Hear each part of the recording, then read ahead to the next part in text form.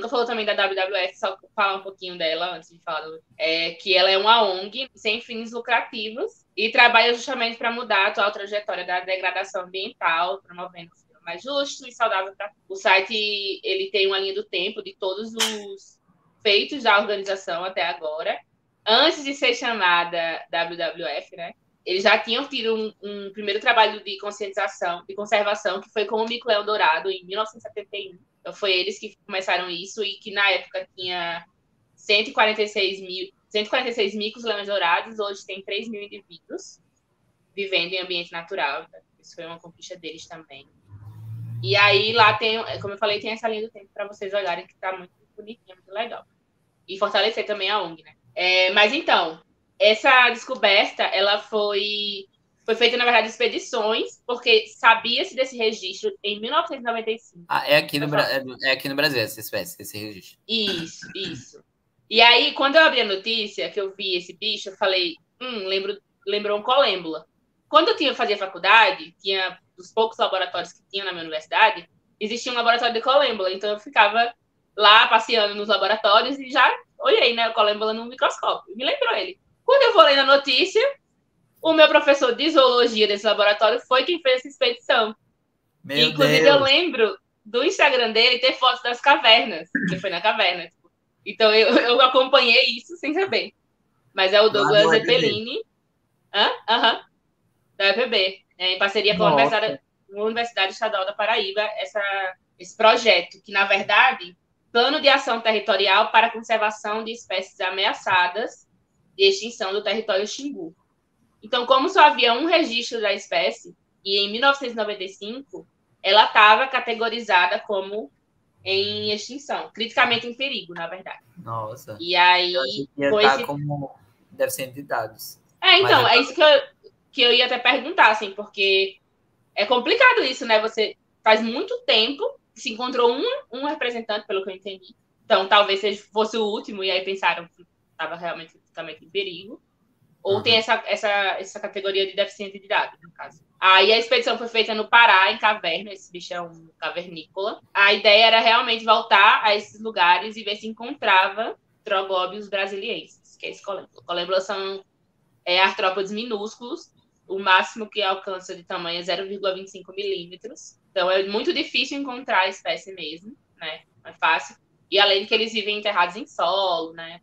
Ou em serrapilheiras, ou na água. O que eles encontraram, além disso, eles encontraram, na verdade, não na estrada da caverna, como eles falam, nem nas rochas, sei lá, mas num ambiente aquático, próximos às rochas aquáticas. Então, e além disso, eles encontraram um pseudo-escorpião. Enquanto se procura, só uma correção, que você falou que a WWF é uma empresa brasileira, é uma ONG brasileira, mas tipo, ela não é. Ela surgiu na Suíça em 61 e hoje ela está em mais de 100 países, incluindo o Brasil, que aí tem a WWF Brasil. Mas ela surgiu na Suíça, ela é uma empresa suíça. Uma empresa não, uma ONG suíça.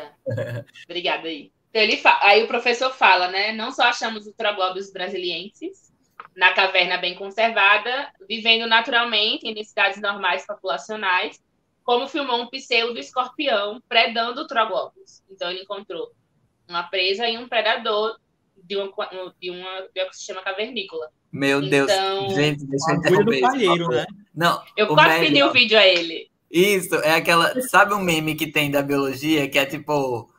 você encontra o único exemplar de uma espécie ameaçada. Você coleta ou você... ou você faz o quê? Você coleta ou não? Aí você encontra esse único indivíduo sendo predado por outro. Você vai fazer o quê?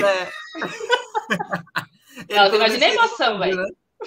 Ele pede um vídeo pra gente mostrar pro pessoal, publicar. Eu vou falar pra ele. Ele fala, né? Eu não sei se ele pode passar, porque eu me perguntei também. Mas o que ele fala é que é isso. Ele encontrou a presa, o predador, né? E os colêmbulas, se não me engano, se alimentam de matéria orgânica. Então a gente já tem vários níveis tróficos e funcionando perfeitamente nesse ecossistema. Ele foi classificado até então como endêmico desse local. E aí as primeiras perguntas que fazem lá na notícia é por que um bichinho de menos de 1 milímetro pode ensinar sobre a biodiversidade e o que é importante, e porque é importante preservar esses seres. Então, aí o que o professor fala é que se essa espécie ela desaparece, não existe outra presa para substituir e alimentar o pseudo-escorpião, por exemplo. Então, por isso que é fundamental preservar e conhecer esse ambiente. E que na biologia da conservação, né, cada espécie é um elemento da biodiversidade chave e por isso já é suficiente. Isso já é suficiente para preservar esses animais. Porque a gente sabe, né, que algumas pesquisas que não têm aplicação clínica, por exemplo, elas são muito invalidadas. Nesse caso, essa espécie é brasileira e aí é uma coisa que ele fala também. A gente não está preservando só a fauna brasileira, mas sim do planeta, porque o único lugar que encontrou ela foi no Brasil. É uma espécie na contagem geral como rinoceronte ou como urso panda. Então, a importância, ela realmente deve ser a mesma.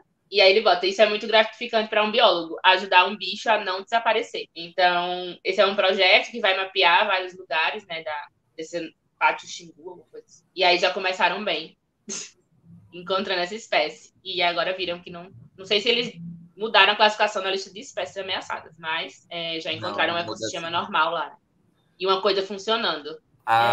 Para mudar a classificação, tipo, eu não lembro como tá agora, mas geralmente tem, tipo, tantos anos, aí os especialistas se reúnem sobre aquele grupo de animal específico para decidir, dar as melhores sugestões para ver qual categoria vai ficar.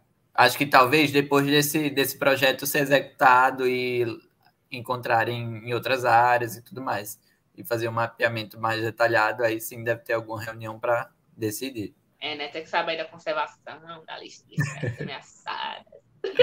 Eu fiquei muito feliz que eu consegui identificar um colembo. Espero que o professor veja isso. Nossa, muito massa que foi lá do laboratório que tu participou. Foi muito engraçado, porque eu tava na notícia, eu nem tinha lido o nome dele ainda. Eu cheguei, tipo, botei o nome da espécie, aí tinha parceria com o IPB, aí eu falei, mentira. Aí eu voltei na notícia, desci, era ele mesmo. Oxi. Nossa, é incrível, né? É muito massa isso. E ele é muito foda, o professor é muito foda.